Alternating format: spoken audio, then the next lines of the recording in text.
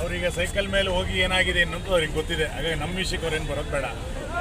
ಒಟ್ಟಾರೆ RCBಯ ವಿಜಯೋತ್ಸವದ ಸಂದರ್ಭದಲ್ಲಿ ಏನು ಕರಾಳ ಘಟನೆ ಕರ್ನಾಟಕದಲ್ಲಿ ನಡೆದಿದೆ, ಕಾಂಗ್ರೆಸ್ಸಿಗಾಗಲಿ ರಾಜ್ಯ ಸರ್ಕಾರಕ್ಕಾಗಲಿ ಇದ್ರ ಬಗ್ಗೆ ₹1 ಪಶ್ಚಾತ್ತಾಪ ಇಲ್ಲ. ಇವತ್ತು 11 ಜನ ಎಳೆಯ ವಯಸ್ಸಿನ ಯುವಕರು ಇಷ್ಟು ದೊಡ್ಡ ಪ್ರಮಾಣದಲ್ಲಿ ಮೃತರಾದರೂ ಕೂಡ, ಯುವತಿಯರು ಮೃತರಾದರೂ ಕೂಡ ರಾಜ್ಯ ಸರ್ಕಾರದ ಪಶ್ಚಾತ್ತಾಪ ಯಾವುದೇ ಸಂದರ್ಭದಲ್ಲೂ ಕೂಡ ವ್ಯಕ್ತ ಆಗ್ತಾ ಇಲ್ಲ.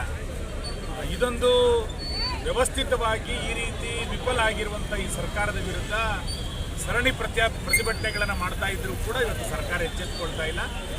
ಈ ಕಾಲ್ತುಳಿತಕ್ಕೆ ಒಳಗಾದಂಥ ಸಾವಿಗೆ ನೈತಿಕ ಹೊಣೆಯನ್ನು ಹೊತ್ತು ಸರ್ಕಾರ, ಮುಖ್ಯಮಂತ್ರಿಗಳು ಮತ್ತು ಉಪಮುಖ್ಯಮಂತ್ರಿಗಳು ಇವತ್ತು ರಾಜೀನಾಮೆಯನ್ನು ಕೊಡಲೇಬೇಕಾಗಿದೆ.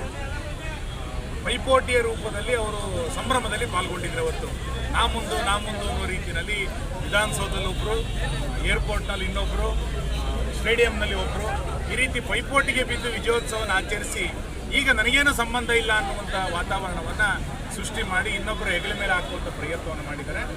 ಇದರ ಚರ್ಚೆಯನ್ನು ದಿಕ್ಕು ತಪ್ಪಿಸುವಂಥ ಪ್ರಯತ್ನ ಜಾತಿಗಣತಿಯ ಮುಖಾಂತರ ಮಾಡಲಿಕ್ಕೆ ಹೊರಟಿರುವಂಥದ್ದು ನಾಚಿಕೆಗೇಡಿನ ಸಂಗತಿ.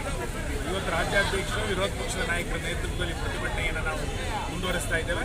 ಅವರು ರಾಜೀನಾಮೆಯನ್ನು ಕೊಡಬೇಕು ಮತ್ತು ಇದರ ಕುರಿತಂತೆ ಒಂದು ವಿಶೇಷವಾದಂಥ ಅಧಿವೇಶನವನ್ನು ಕರಿಬೇಕು ಅಂತ ಹೇಳಿ ನಾನು ಆಗ್ರಹಿಸ್ತೇನೆ. ಸರ್, ಈಗ ಮತ್ತೆ BJP JDS ಸರ್ಕಾರ ಬರುತ್ತೆ, ಕೇಂದ್ರದಲ್ಲೆಲ್ಲ ಒಂದು ನಿರ್ಧಾರ ಆಗುತ್ತೆ, ಲೋಕಲ್ನಲ್ಲಿ 3 ಜನ ಮಾತ್ರ ತಲೆಕೆಡಿಸ್ಕೊಂಡು ಬೇಡ ಅನ್ನೋ ಕುಮಾರಸ್ವಾಮಿ ಹೇಳಿದ್ದಾರೆ. ಇನ್ನು ಚುನಾವಣೆಗೆ ಭಾಳ 3 ವರ್ಷ ಇದೆ.